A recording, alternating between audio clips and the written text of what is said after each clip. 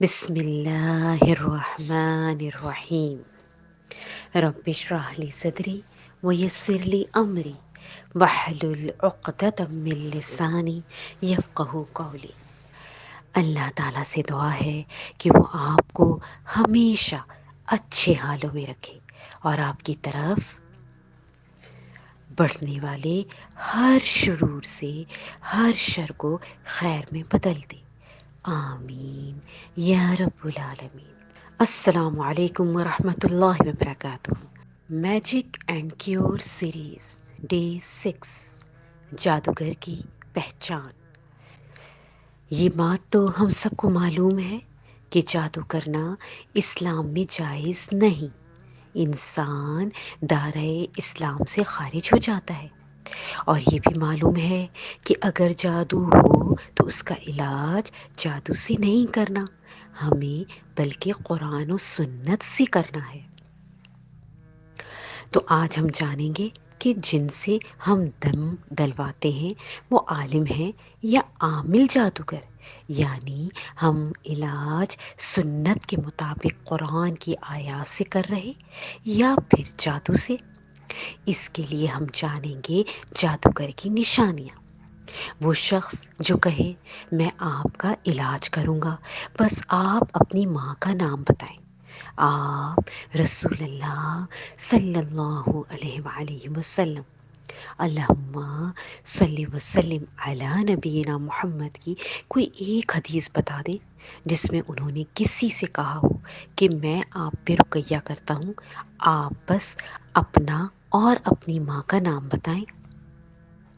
رسول اللہ صلی اللہ علیہ وآلہ وسلم، اللہم صلی وسلم علی نبینا محمد بھی تو دم کرتے تھے نا، انہوں نے کبھی کسی سے نہیں پوچھا ایسے۔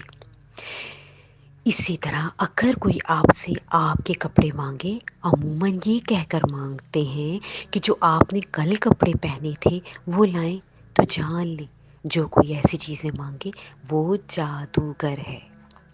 اسی طرح وہ شخص بھی جادوگر ہے جو کہے کہ کالا مرغا، کالا بکرا یا کالا الو ذبح کرو، یہ شیاطین کے نام پر ذبح کیے جاتے ہیں۔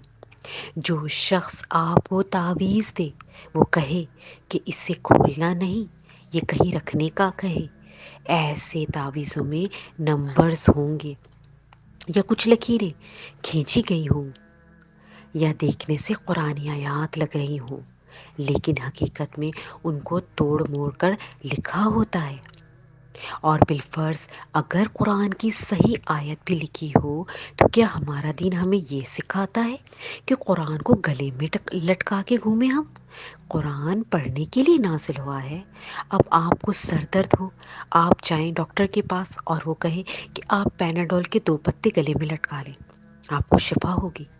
قرآن کی کسی سورہ کی تلاوت شروع کرتے ہیں اور 1-2 آیات کے بعد دل میں پڑھنا شروع کر دے تاکہ ہمیں لگے وہ قرآن پڑھ رہے ہیں۔ اکثر سورہ تکاثر یا سورہ زلزال شروع کرتے اور چند آیات کے بعد دل میں پڑھنے لگتے یا آہستہ آواز میں۔ اگر کوئی واقعی آپ پہ قرآن کا ہی دم کر رہا تو اس کو اونچا پڑھنے میں کیا مسئلہ، وہ دل میں کیوں پڑھنے لگ جاتا؟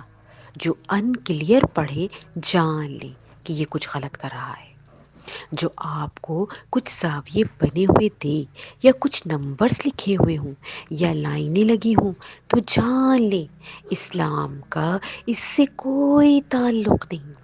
جو شخص آپ سے کہے کہ کچھ عرصہ یعنی 3-4 گھنٹے اندھیرے میں رہنا ہے اور کسی سے بات نہیں کرنی، جو بندہ اکیلا ہوتا ہے اس پہ تو شیطان لازمی اٹیک کرتا ہے۔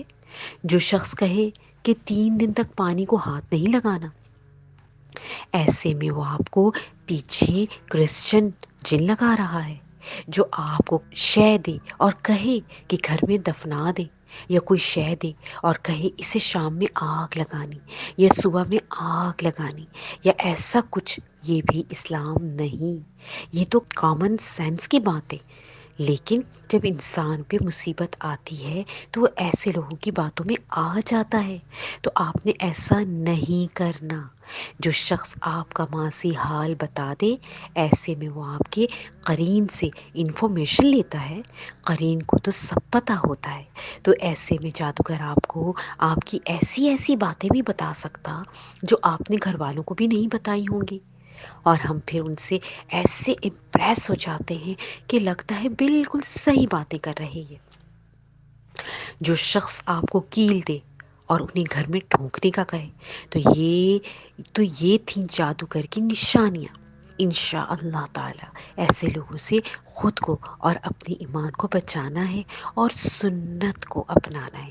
دعاؤں میں یاد رکھیے گا. السلام علیکم ورحمۃ اللہ وبرکاتہ.